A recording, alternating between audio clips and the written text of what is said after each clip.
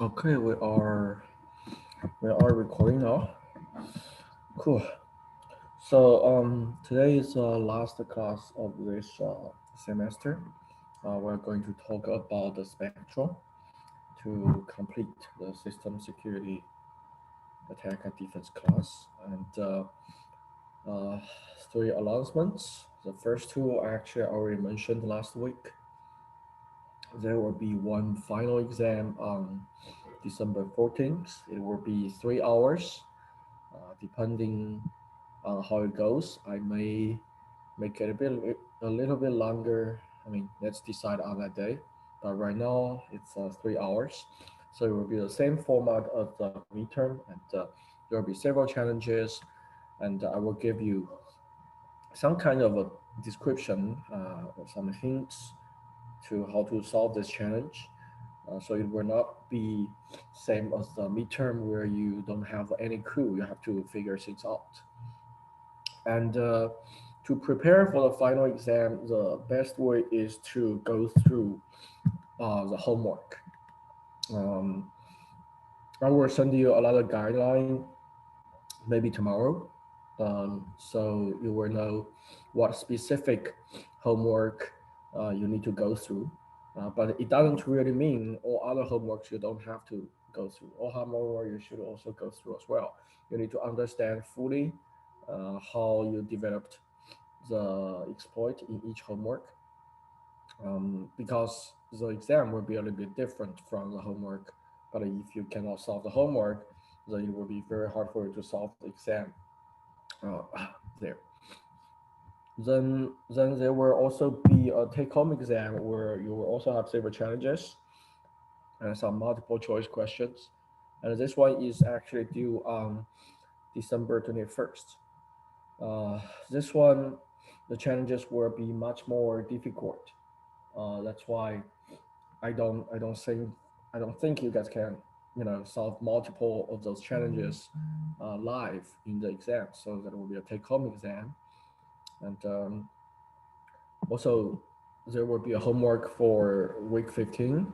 And I know the final 2 weeks will be very challenging, hectic for all of you. You'll probably have multiple exams. You need to prepare for the exam. So the last homework is also due on December 21st. So basically everything is due on that day. That day you need to submit everything, including the take-home exam and the homework. And the final exam is next week. Um, so I started to preparing some guidelines for you for the final, but it's not done. So for example, I already have one here. It's homework 12. You need to redo that, try to understand everything you did there. So in the exam, you can do it very fast. But this is only one of the guidelines. I'm trying to send you all the guidelines by tomorrow night. Also, talking about the course evaluation, there is a smart eval to evaluate the course. And last week, I told you guys, um, if we get a 100% response, then each of you will get 45 bonus points. And if we only get 12 response, no bonus points for anyone. And at this moment, we are exactly at 12 responses. So, uh, um, so I don't know who is the guy who didn't reply. So let's see how it goes. Also, for the last time, I'm going to advertise for my class for the next semester. Um, some of you actually asked me how you can register for this. I do not think there is any special requirement for this one. You probably just didn't find the course number. So this is a course number, time, all the information for the class. We are going to meet one time, just once a week. And you can take this as 1 credit, 2 credit, or 3 credit classes, depends on how much workload you want. One credit, you were just attending the lectures and also gave paper presentations. Depends on how many people we have. You probably will present two papers in the semester, uh, maybe one. Okay. For three credit class students, things will be much different. It will be quite heavy. You are going to do all the homework, or do paper presentation, and maybe also do a course project. So next semester, there is actually another um, CTF going on. It's an embedded CTF, the MITRE embedded system, CTF, where you can design a secure system and give that secure system to other teams, and they will attack your system, and you will also attack other system. So we have been participated in that competition for 2 years, and personally, I'm actually very involved in that competition. The first year, my team participates that I personally did like maybe more than 70% of the work because this was the first time we're participant and the students were not very ready. So we got the third place. Last year, I probably also participate a lot, but I tried to step away, so give the students more opportunity, and we got the sixth place last year. And this year, we want to do the same, and since it's a pandemic, everything is remotely. Uh, well, every time we do this, we want to win. So if you take my class, you can choose that, participate in that competition as one of the project, course line project. It will take several months for you to design the secure system and attack others. It will be a lot of fun. So and you can also choose other projects for that class. So the class will be uh, will be a follow-up course to the one we are having right now, focusing more on automatically discover vulnerabilities. So this class is more about learning all kinds of vulnerabilities, even though we don't have chance to cover everything, but we covered most of the memory vulnerabilities and cache side chain attacks. But what we're doing so far, mainly most of the most of the attacks we're doing uh, manually to attack. So next semester we're talking about how to do those automatically. Sometimes automatically means you don't fully understand what's going on. You find the vulnerabilities, but sometimes you find vulnerabilities because you are lucky. Of course, there are approaches that to increase your chance to find vulnerabilities, but not necessarily you fully understand or your code fully understand what's going on exactly with each vulnerability. That's different from what we're doing from this class.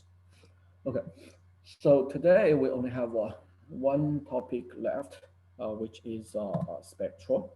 We talked about Meltdown last week, and so spectral meltdowns, they were discovered almost at the same time back in 2017, I guess, maybe late 2017.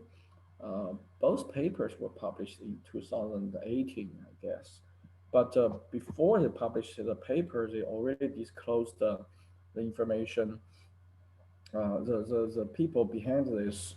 There were several independent teams behind the discovery of both vulnerabilities. And they already disclosed the information to the vendors like the Intel or AMD or ARM, those CPU vendors. And after they disclosed the information to the vendors, it took several months, I guess, for the vendors to figure out how to move forward, how to fix the vulnerabilities if they can. Um, then they will disclose the information to the public.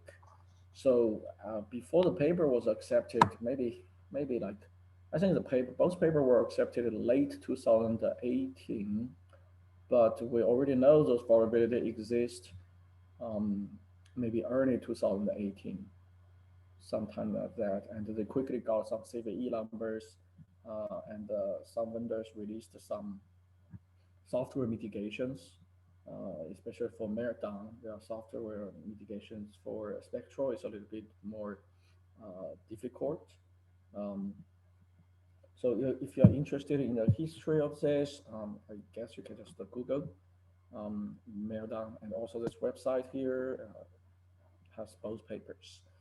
Several, like I said, several independent teams discovered this and they report to the vendors, and through the vendors they got to know each other and they worked on the paper together. For example, Spectral, the first author of the paper, um, uh, that guy is actually a very successful security researcher, entrepreneur. He actually he graduated from Stanford long time ago, then started his own security company. He is actually a national. He is a member of National Academy of Engineering, so that's a great honor.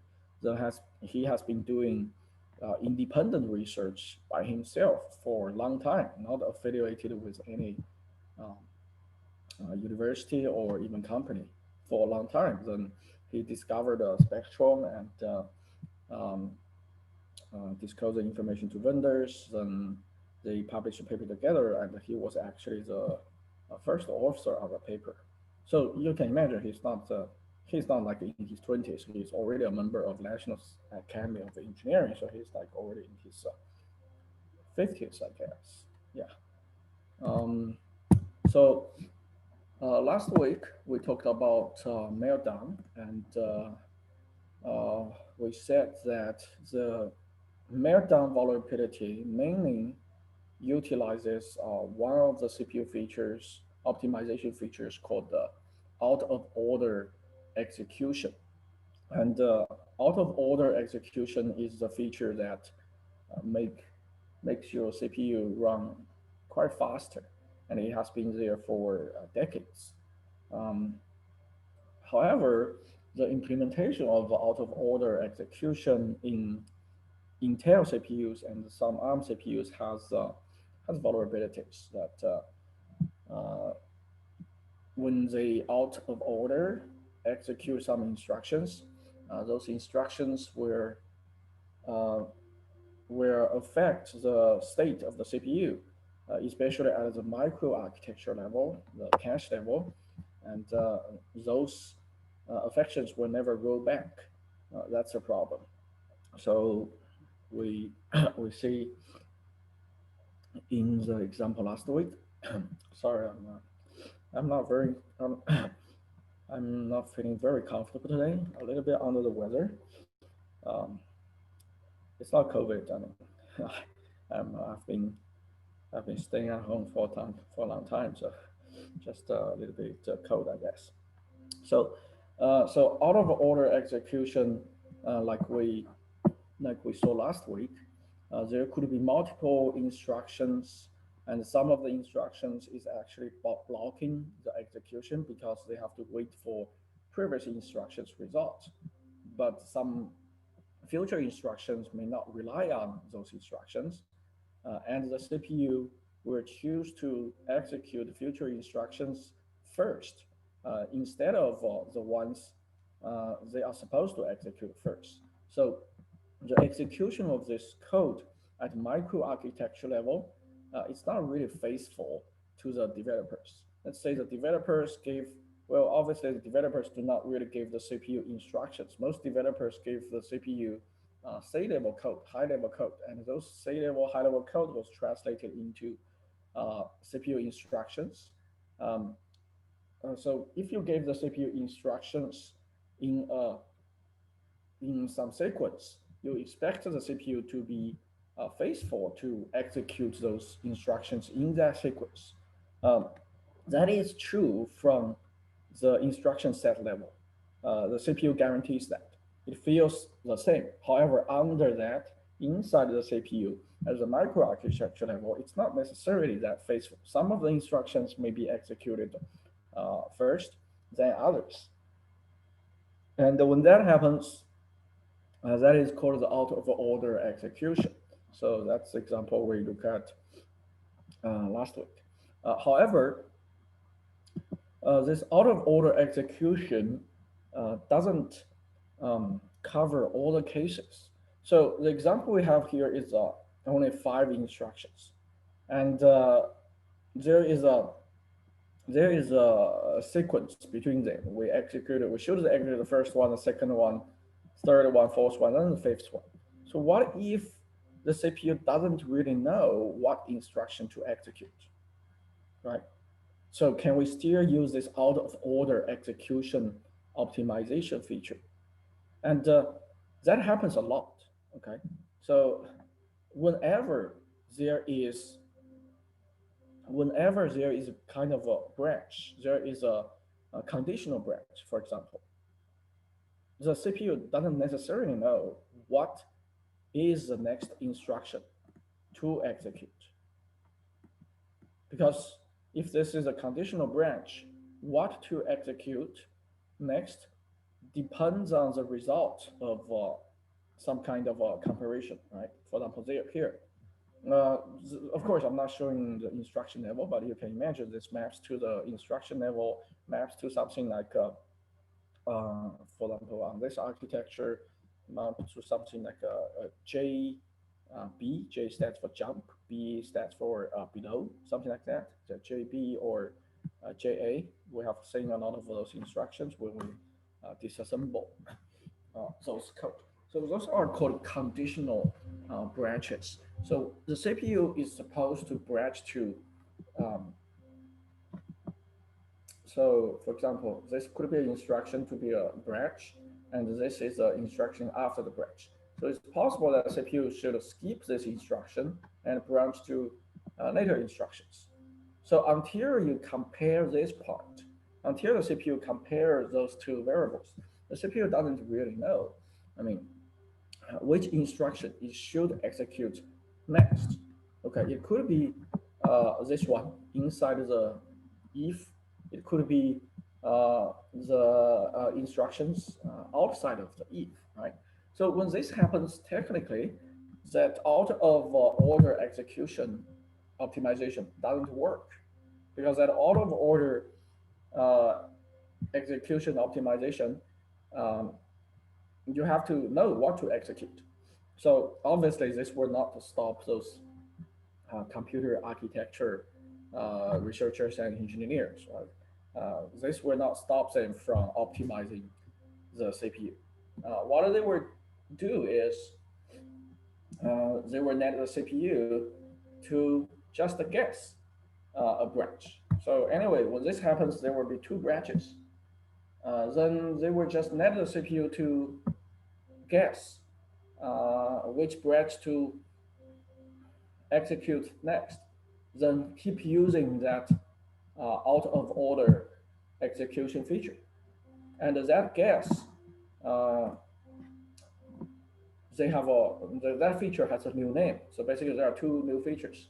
So one of the feature is called speculative execution, which means whenever there is a branch, then the processor will preserve its current register states.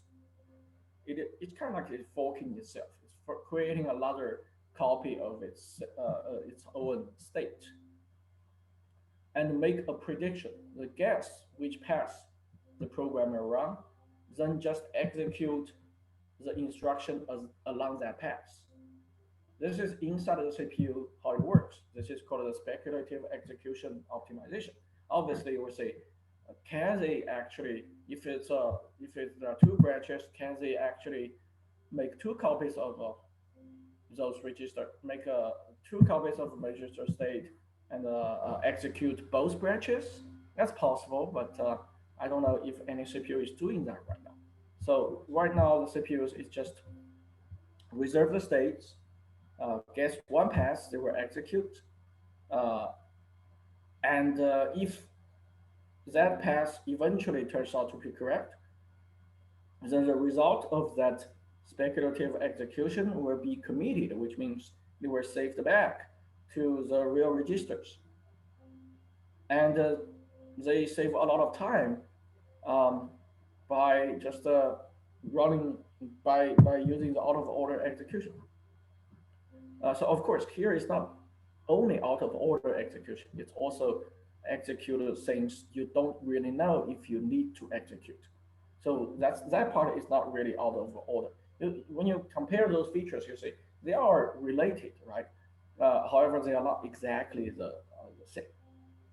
Speculative execution is like executing instructions that you don't know if you need to execute. You will know if you need to execute those instructions later. But the order you execute them could be the sequential order you are supposed to execute. And also the order you execute them could not be strictly follow that sequential order because you are using out of order execution feature as well. Okay, so later when the CPU finished comparing the result uh, from a previous instruction, they will know that if they were taking the correct path or the wrong path. If they took the wrong path, they will just revert the register state and assuming along the correct path. So technically, the CPU wasted uh, some cycles executing instructions they don't have to execute, um, and also waste some energy there. Uh, but the advantage and the benefit here is actually much better, outweigh the disadvantage here, especially for cloud CPUs. We don't really care about the energy that much. Only mobile CPUs will care about mobile or IoT CPUs will care about energy more. So something surprisingly, something surprising is this speculative execution feature on some modern CPUs can run several hundred instructions ahead. We're not talking about 5 or 4 instructions. Some of them could be hundred of instructions, and this is actually determined uh, internally by the CPU's. There's a buffer called some. There's a buffer to buff the microcode, and depends on the size of the buffer, the CPU, and also depends on several things. The first thing depends on the hardware itself, how much the hardware can do speculative execution. Uh, there is a buffer to decide that. Then is the speed of a different paths, right? Um, if you are executing 15 instructions there, then the CPU get the results from the previous one and decide to, okay, this one we don't need to execute anymore. So they just discard what have been done. Then you finish the 15 instructions, which is useless. And some of the instruction can be much faster. Whether an instruction is fast or not is also complicated. Depends on the data the need is cached or not, right? So a lot of things we need to think about for to really calculate how much instructions you can execute. So so besides that speculative execution, the other feature the CPU adopt to make this happen is something called the branch prediction. So the example I showed you previously, we will say the same example. So here we're basically talking about 2 branches. The CPU, when it reaches here, it needs to decide which branch to use. And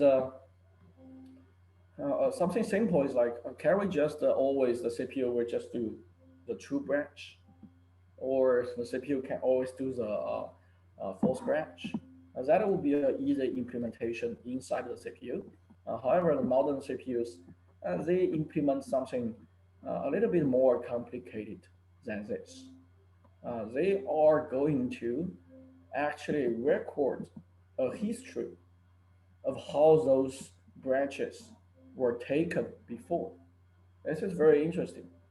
So when you execute those instructions, the CPU is actually remembering what are other decisions here before? For example, let's say if so in this way you can train the CPU. So this code is like we are comparing X with, let's say we have two arrays. One is called array one, another one is called array two. And X is used as the index of array one. And we want to read the value of array one. Array one has the secret here. And the maximum index allowed for array one is array one size. And it's very normal for the code to have this index check. So X is supposed to be smaller than array one size. Only if X is smaller than array one size, you are going to execute the second statement, which is you're accessing uh, X, the X um, element from the array one, then use that one as the index to access something in the array two, second array. So, but the index check is only for array one. So you can see. So if you train the CPU, for example, you run this small piece of code for multiple times, let's 10 times. You run this small piece of code for 10 times, and you always give it a very small value for X. X which is smaller. X is smaller than array one size. So what will happen? So every time you execute this piece of code, after the execution of this comparison, the assignment to this line of code is always executed, right? And the CPU will remember that. CPU will remember that for 100 times we execute this piece of code, we always take this branch instead of the branch which jumps out of the if statement. The CPU will remember that. Then for the next time you want to attack this, you want to give it another number. Let's say this time you give a huge number X, and X is bigger than array size one. When that happens, the CPU is not supposed to execute this statement. And eventually, from the architecture instruction set level, you will feel this line is never executed. However, under that, because of the spectral execution, because of out of order execution, because of the branch prediction, the CPU internally will execute this one. And what this happens is this will bring the array 1x, the index of this, bring this into the cache. And if you execute this, bring things into the cache, then keep going, then later when CPU realize that it's not supposed to execute this, it will just roll back the registers, revert those registers. However, they will never clean the cache. And at that time, the value of X, not the value of X, the value of the array, the X element in the array, that value is already brought into the cache. Okay. And then we can use the cache side channel attack, the covert channel, to steal that value. So that is what happens in this example.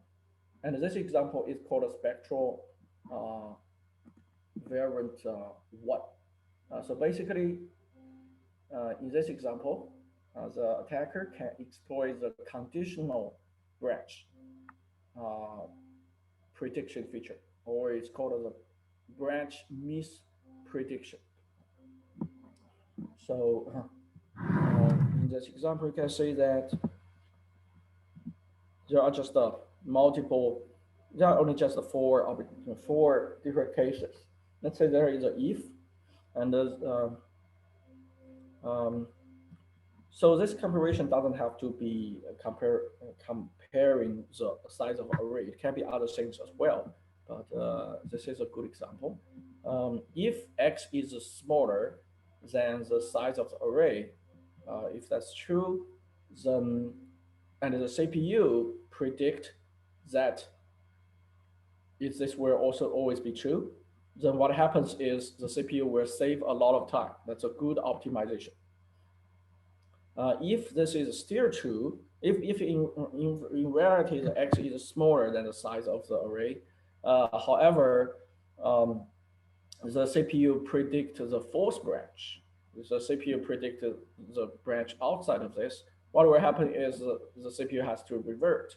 So from outside of this, when you see this, this will be a little bit slow, but there's no security issues there because yes, because this one, the x is still smaller than the array size. You're not reading anywhere you're not supposed to read. However, if x is a huge number, it's not inbound with the size, uh, but the CPU predicts this to be true. Then that is where the leakage could happen because technically you can read arbitrary location of this program's address space, anything. Of course, you need to calculate the offset between where you want to read and the array size because this array started with some location, but you can read arbitrary location. So this is an arbitrary read vulnerability.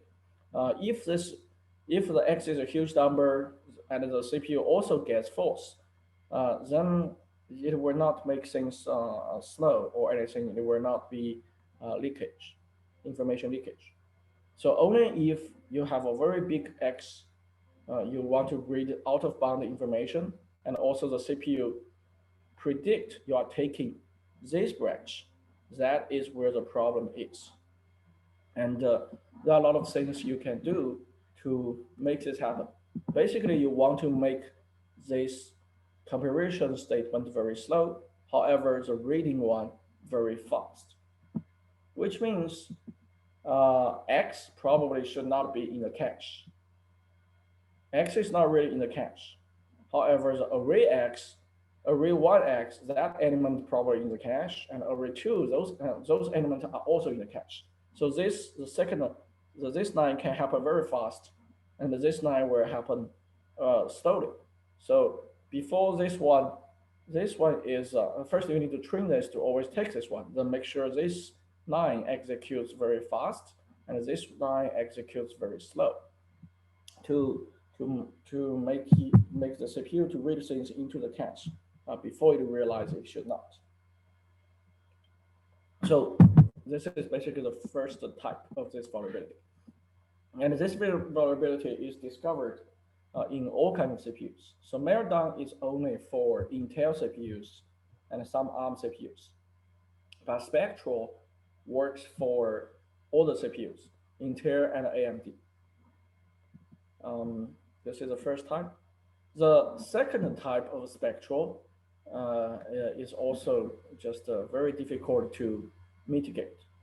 The first type depends on the conditional branch. The second type doesn't is a little bit more complicated than the conditional branch. It can actually exploit the same vulnerability for indirect branches. So indirect branches, we talked several times in this class. There are two different kind of call or jump instructions. For call instructions, x86, we can something like call a fixed number. And that number could be a fixed code location, could be some offset. But anyway, that's fixed. That that number is encoded into that instruction. That number is determined at a compiler time, and that is called the direct call. The same thing happens for jump. The jump can go to a fixed location or some offset determined at compile time. Those are called the direct jump.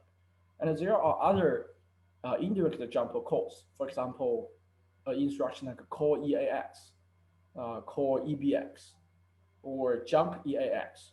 jump EBX. So the target you are jumping to is actually calculated at runtime. And you can imagine for computer architecture engineers, this is a disaster, right? Bef- Before you calculate the EAX, you cannot do out of order execution or speculative execution. You cannot optimize. That's disaster for them. They don't want that. So they will make the CPU to remember what has been used as a target for that instruction before. So the first time it will be very slow. It's everything has to be blocked until let's say we're talking about jump EAX. The first time you execute that piece of code, um, it will just block there because it doesn't know what is the value of EAX. There is no way to guess that. You have to execute there. So it will block the first time, no CPU level optimization. Until you reach there, they say, oh, this is the value of EAX. Then remember that value. And the next time you execute that piece of code again, you say jump EAX. They will choose to speculative execute on the targets they used before, even though they know that not may be the real target for this time, but they will execute from there. If it's wrong, they just revert. If it's successful, then they save a lot of time. So that's what they're going to do. So, of course, um, remembering something like this would be much more expensive than remembering, when I say expensive, I mean at the microarchitecture layer, the CPU needed different data structure. The data structure we're talking about hardware unit, um, more hardware unit than the conditional branch case. But that's what the CPU is doing. So the CPU will remember that. So this kind of vulnerability, this can also be exploited to using the same approach, similar approach, like the version one. It will be exploited to read arbitrary memory from uh, the same process as address space. So you can see the vulnerability of Spectrum is to you give the attacker an ability to read arbitrary location of the process address space. So for some of you, this may sound a little bit weird, right? If this is one process, oh, why do I need to worry that the process is reading some location of its own address space? That's because there are many use cases where part of the process you don't really trust. You don't really trust part of the processor's code. And that process of code, that part of the code is not supposed to read anywhere in the process. Uh, for example, they could be put into a jail, like a sandbox. And that happens a lot for the most popular tool we use every day. The most, uh, the most app I use every day is browser. And the browser is the one provide a running environment for a lot of web code like JavaScript. When you visit your website, your browser is running a lot of JavaScript code, and that JavaScript is from the web. They are not trustworthy. They are not. They are supposed to be put in the sandbox, but however, they are still in that browser's address space. Uh, they could be compiled using just-in-time compiler to compile into native code like real CPU instructions. So you are executing untrusted code in your own address space, and those code can access anywhere all the secret in your process. That's a huge problem, and this is what Spectral is about. So if we compare Spectral with Meltdown, you can see there are many differences. Um, the same thing is there are both here because of some micro architectural level design choices. Either they forgot to either Intel AMD they forgot to revert everything in the cache, or they just didn't believe it's a big deal to revert it. Anyway, they have to revert things at the CPU level to expose things to the program because that has to be faithful. But micro architecture level, they probably think it's not important. They didn't realize this can be a huge security breach there. The difference is Meltdown doesn't really rely on branch prediction. Meltdown only relies on out of order execution, uh, which in which we're talking about a sequence of instructions one by one. There's no branch. We're not thinking about branch. So for that one to work, they have to rely on um, interrupt or trap exception. So it's basically you're sequentially executing some instructions, and one of those instructions may uh, trigger a trap, trigger an exception.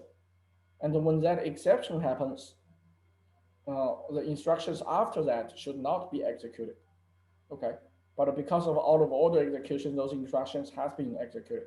So it relies on that tracing, the trap, that exception. That's and that trap exception, as we saw last time in the homework, also in the demo, is like a memory read to a location you don't have access to, and that is triggering the trap, the exception. Meltdown relies on that, and also Meltdown relies on that, and that's only a problem for Intel and ARM CPUs.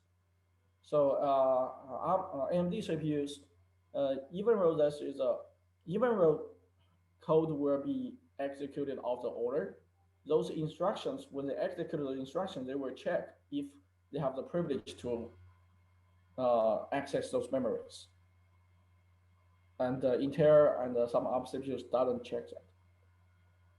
Also, the Meltdown access kernel memories from user space using a streak, um, and use the covert channel to send that information out.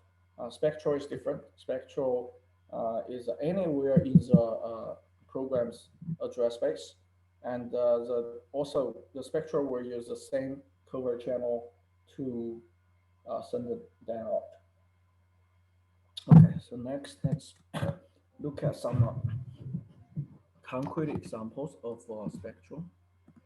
Let's see, where's my Spectral?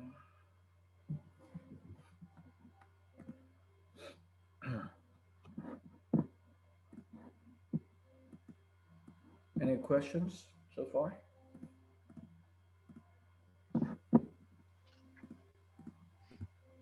No. Okay, let's see.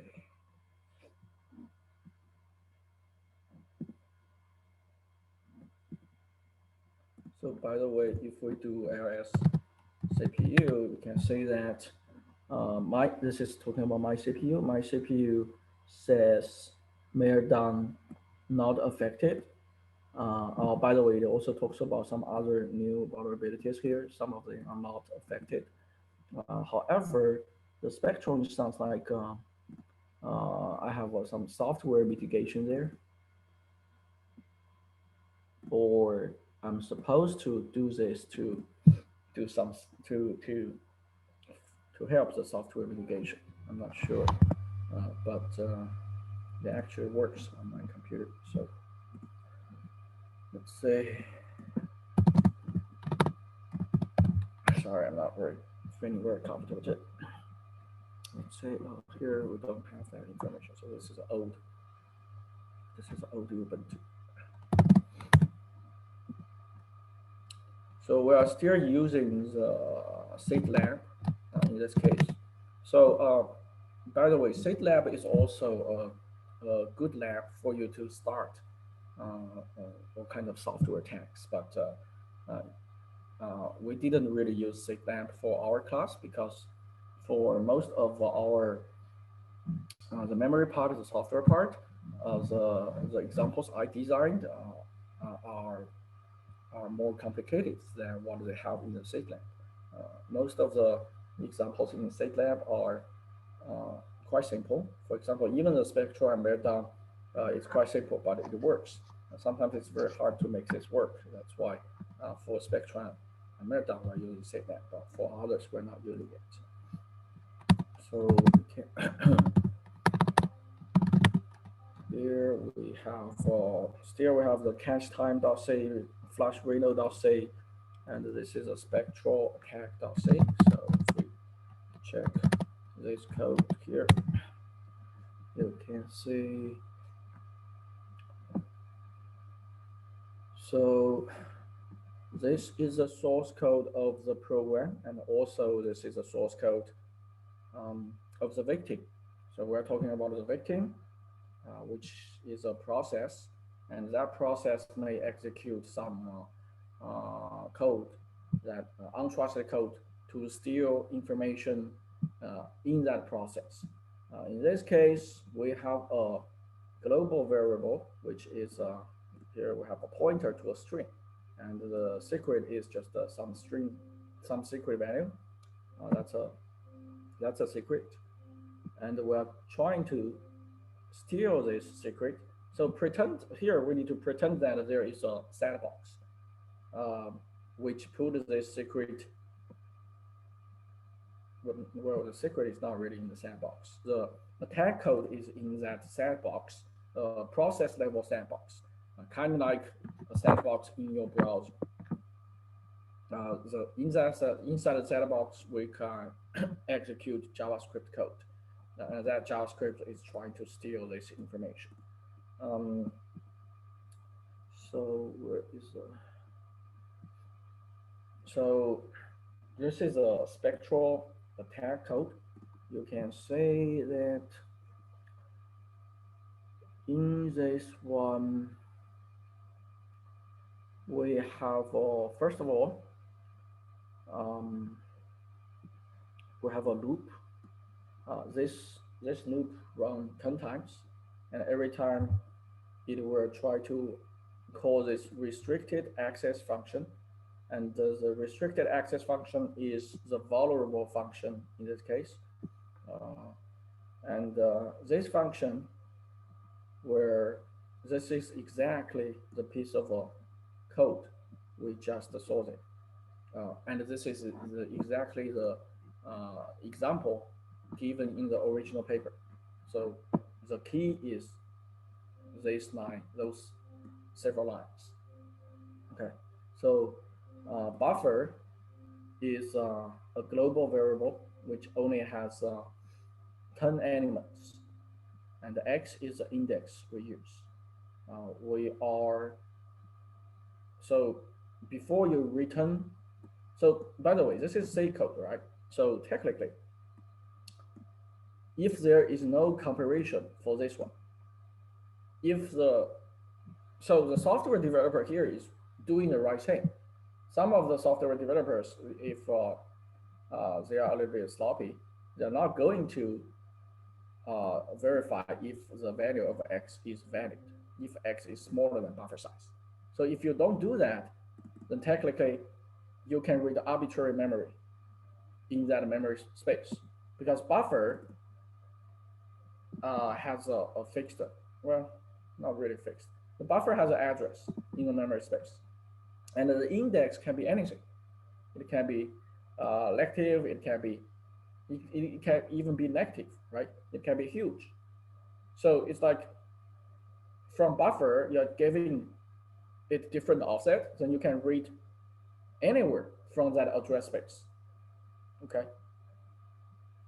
Um, so, but the software developer is doing the right thing here. It is getting compared if the x is bigger than the buffer size.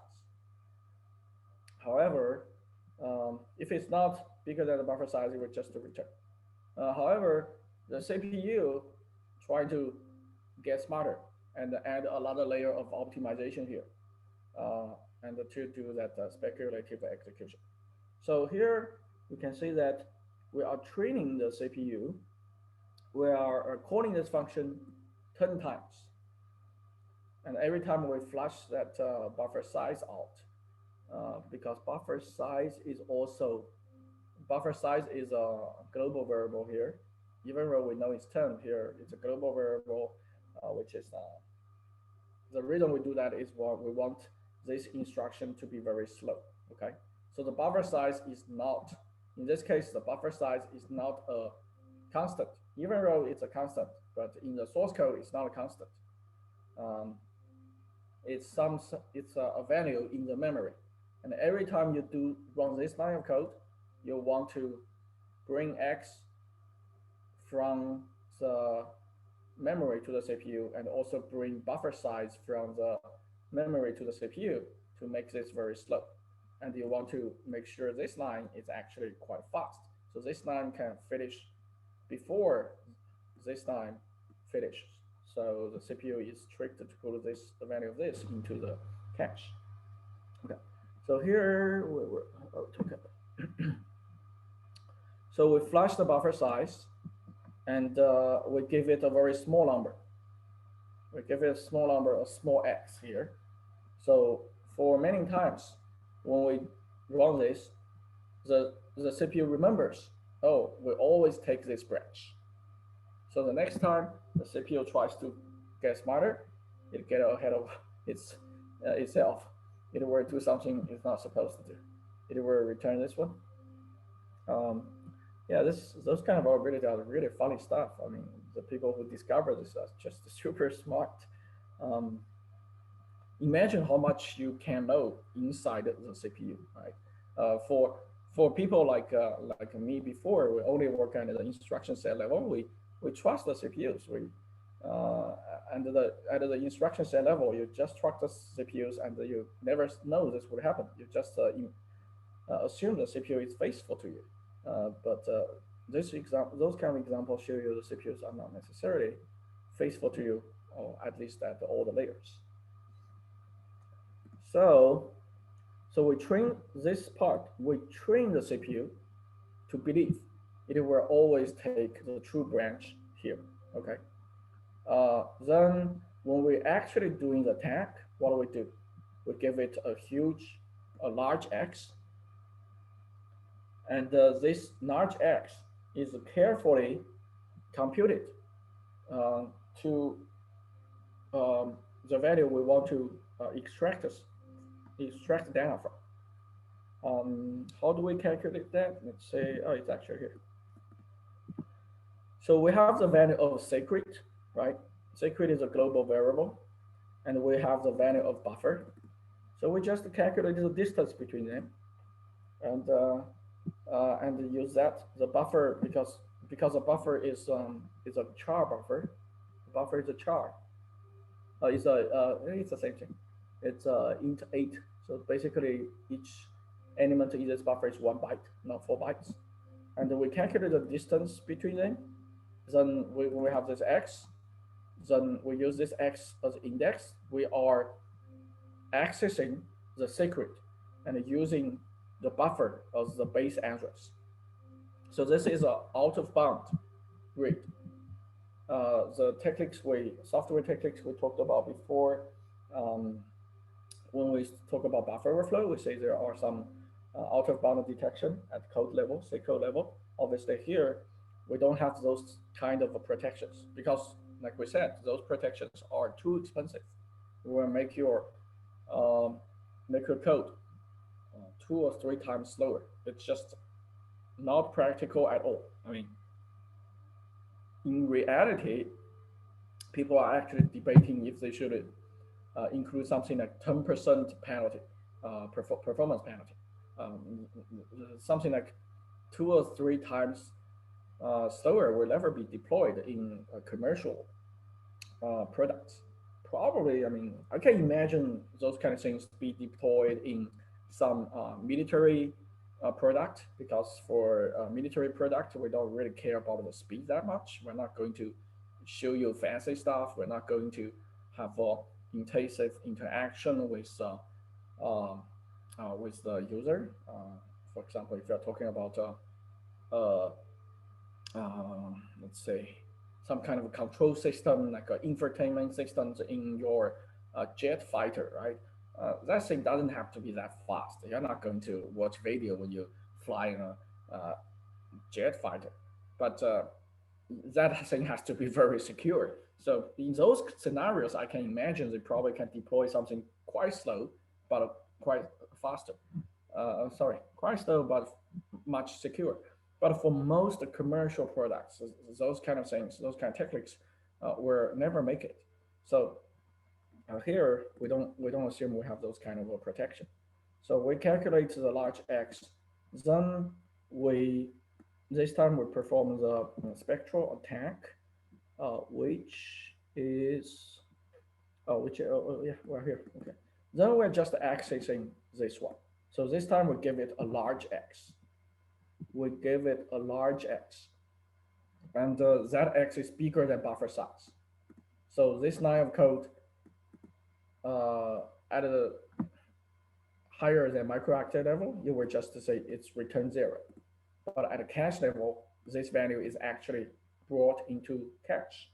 And as long as it's brought into cache, then we will use the cache side channel attack, the reload one, to check which line of code um, it's brought cache also because of this one. This is the same technique we have been using. Um, why we're doing 88 here? Oh, the 88 doesn't really matter. Huh? Yeah, 88. Oh, the 88 doesn't really matter. You know, for all the cache channel attacks, what the value of that memory location doesn't really matter. If you remember, what matters is which memory location you are being accessing. So this one, so I can change this to other things, but because this could be a little bit confusing. Because S, what is S?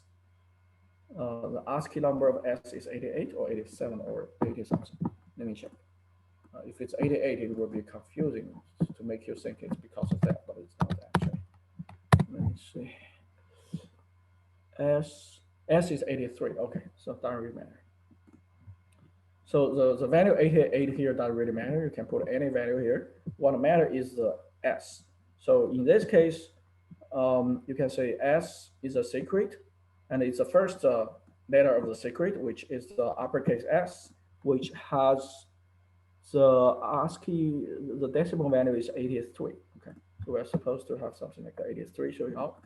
But you can see that the to to to make this happen, to actually steal things, when this line of code, oops, when this line of code is still comparing X and buffer size, we're supposed to execute this return. We're supposed to execute this assignment to S, then do this assignment. Okay, so we're talking about multiple instructions. So all those instructions has to be executed, finish execution before we finish this X, the X comparison with the buffer size. Okay, that's how interesting this is, because the CPU actually can do something super fast, and this line of code is just that slow. The CPU already does something very dangerous, very fast, before they compare this small thing here. Okay, so if we, does everything make sense to you? Any questions so far?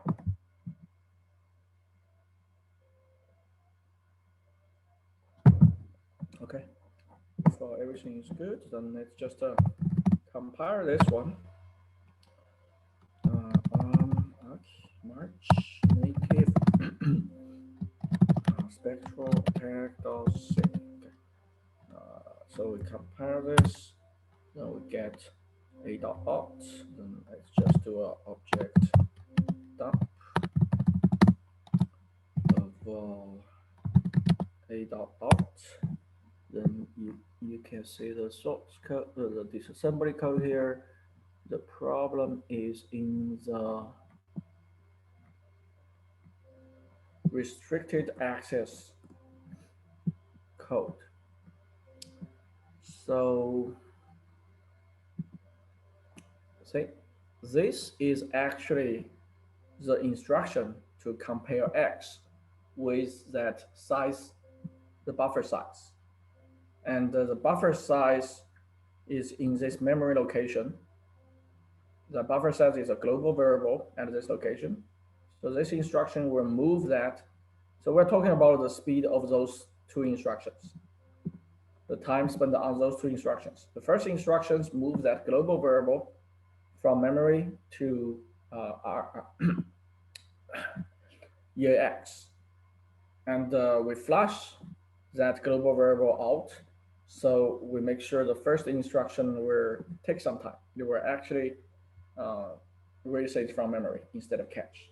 The second one is compare EAX with the value at the local variable, which is X. This one probably is not buffered because it's a global, it's a local variable, and it, it was a parameter, right? It was an argument there. So even this one probably can flush it to make it a bit slower, I think. But obviously for this case, you don't have to. Okay, so those are the two instructions which will take some time to execute. Um, then these are the instructions that, so we are, so X, so here we're doing X moving to, uh, I feel a little bit dizzy today, so which one is which? Which one is, this is target. Okay, we're moving this one here, we're moving this one here. Okay, so, oh yeah, so this is actually, so this one, you can imagine this is the pointer to the buffer, and the EAX is the index you are giving, the offset you are giving to the buffer. So this one can be huge. When you have this one huge, you can read anywhere in this. You can read anywhere in that address space. So then you move that thing to EAX as the return value. Then you return. So after you return to the attack part, you will probably somewhere here. Then you will do several other things to make sure the CPU bring it to cache. So it's just how amazing. It's just amazing, right? Yeah, very amazing here.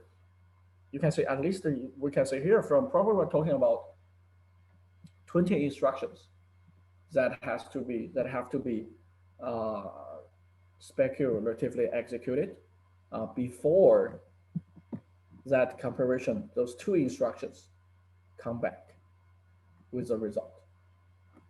So before this comes back with a result, we're talking about executing probably maybe 20 instructions. And that actually happens. That's just amazing. I mean, if we, this guys didn't discover this vulnerability, I mean, I would never imagine something like this because, I mean, I'm not a really architecture guy. I don't know what's going on inside that. So the two instructions will be very slow, and those other 20 instructions can be super fast. That's just amazing. Okay. So now you see from this level what's going on here. Then if we simply execute this code, this time it's not happening. See? So I run it. Oh, so this time they figure it out. Okay. So it doesn't. You don't have the every time, but this time we do not figure out anything. Okay, no, see, it's we probably run this 10 times, and at least 3 times we figured out the secret is 83. You see, 3 out of 10 times we figured out the secret. If we change the value a little bit, oh, what I'm doing.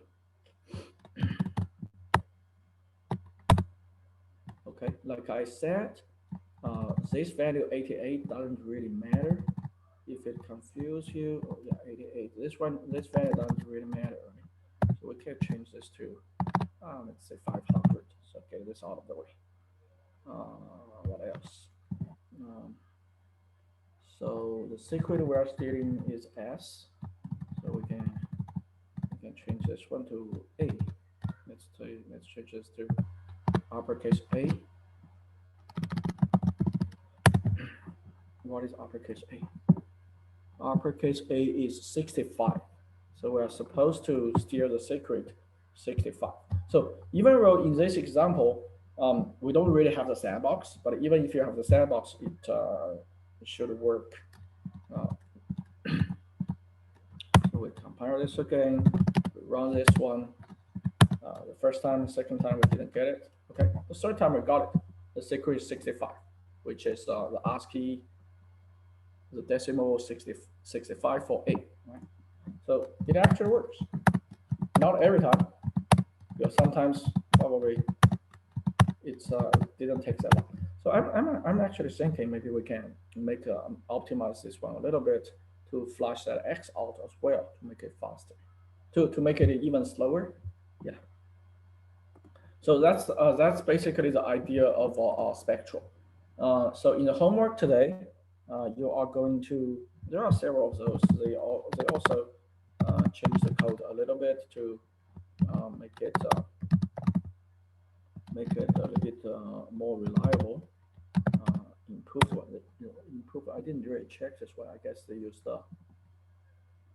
What's the difference here?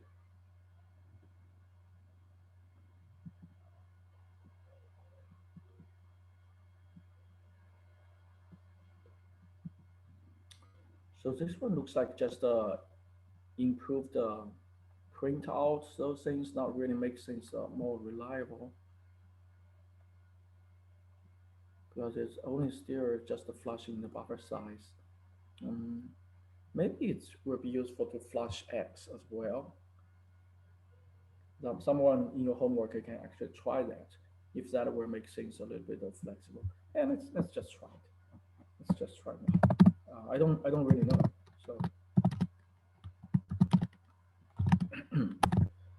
so let's see what we have. We are doing. Oh, here we can only flush this. So the buffer. Then before. Yeah, let's try this. Yeah, let's try this. Here, let's do a lot of flush.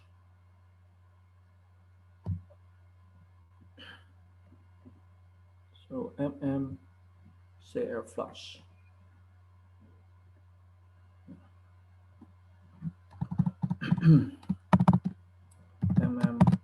CL flush.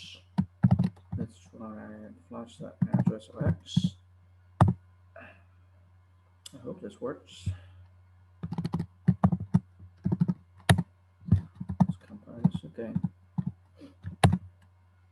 Oh, that worked. So, what?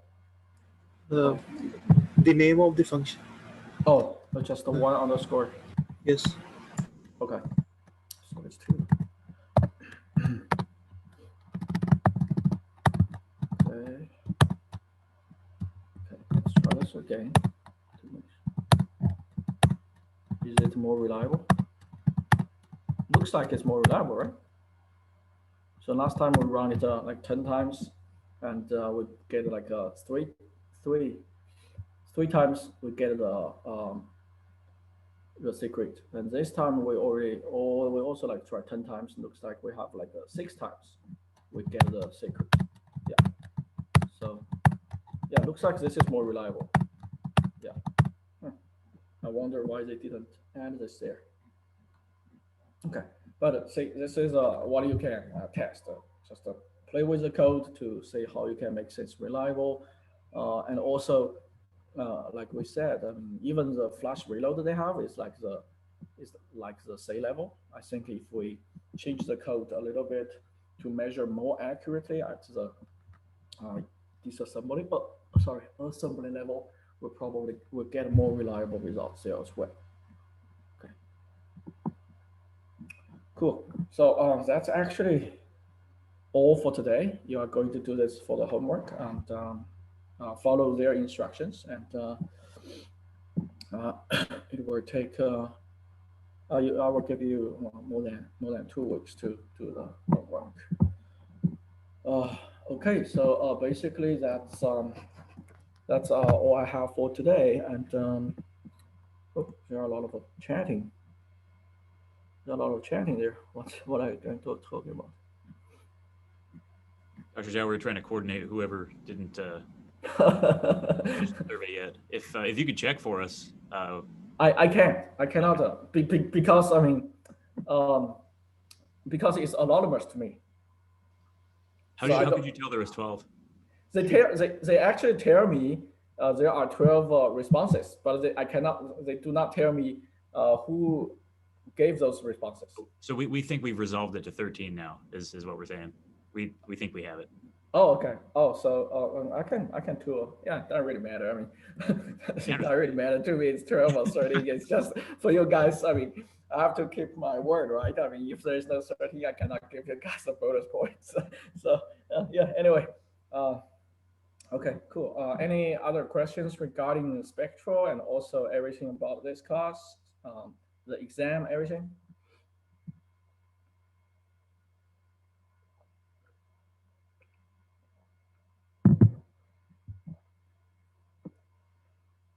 No.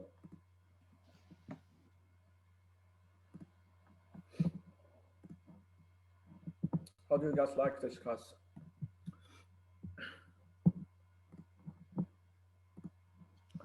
A lot. What? You like A it lot. Okay. Yeah. Oh, I actually have a question for you guys. I mean, is there a software security class at the 400 level or 500 level?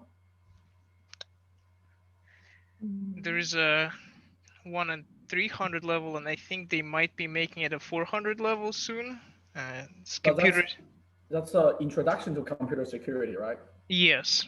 So that one will cover a lot of things, maybe a lot of access control, a lot of applied crypto, all kind of things. Not There- necessarily focusing on the software, right? Similarly, the graduate, the 465, 565 is broad. I think we spent maybe a week and a half on software Oh, security specifics. okay. Yeah, moreover it was general. So what class is that? It's Marina Blanton's 565 on the graduate. Okay. So it's not a regular course, right? Is it? What kind of course? It's a regular course. They Yeah. offer every year. Okay. It normally would be at least one semester a year, sometimes two. I see. It is a core. It fits the core requirement, so it's I see. a good one. But what's the name of that class? That one is just called computer security. So Oh, so there is a 300 introduction to computer security, and maybe another 450, 500 computer security. correct. Okay. There is no such thing as a network security, for example. Let's see, not in the kind of frame that Okay. we would be discussing in computer Oh, in okay. CSE. Instead, it's offered. Okay. Interesting. It's offered in different modes in the School of Management, but it's not I as see. technical as. Okay. Oh, I think there probably is a web security class, right? I think Weihan is offering a web security class. Not familiar. Oh, you know what? Yeah. Jackie might remember better than I, because we were Okay. looking through the course catalog for Mhm. similar. I see. So okay. So what I want to do next is I want to maybe bring this class to 400 and 500 level to make it. So you guys know I started this class this semester to have the intention to include a lot of undergraduate students, but you can see now no one is showing up anymore. So I want to make this like a 500, 400, just like a software security. Um, then the seminar class I'm offering next semester probably can be something like 600, because I believe most people without taking this class, it's very hard to go to the next one I'm offering. So this one is to get your hands dirty, to know what are the vulnerabilities. The next one, then we can find those vulnerabilities programmably, and that one will be very close to the research, the state of our research for the close project. I believe if you do some interesting ones, it will be publishable. So, okay, any questions regarding the exams? You guys looks like everyone is very confident. Nothing to worry about there.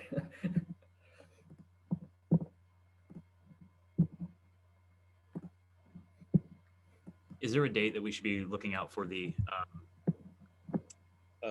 take-home exam / CTF? Oh, I'm trying to release that as soon as possible, so you guys can start working on it as soon as possible.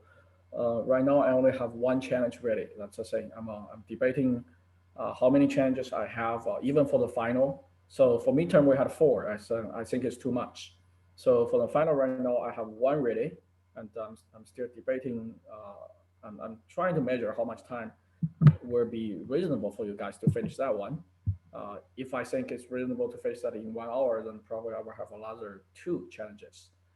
For the take-home one, it will be more difficult. So what I'm thinking is you need to combine several techniques together to solve one.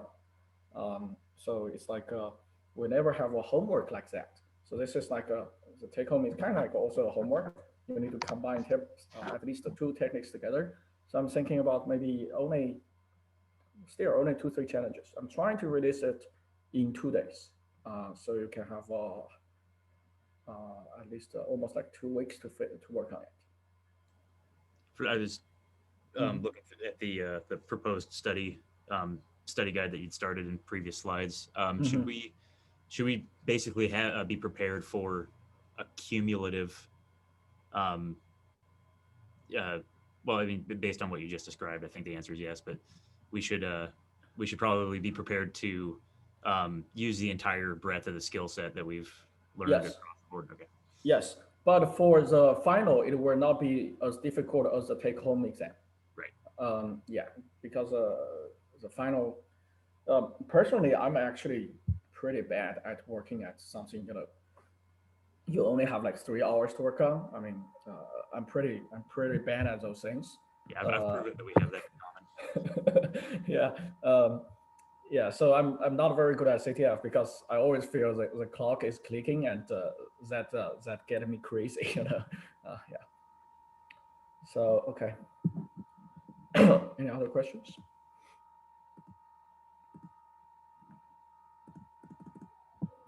Okay, good. If there's no other questions, I hope I can see some of you next semester, and trying to post the guideline today, and also the take-home exam tomorrow, so you have enough time to work on it.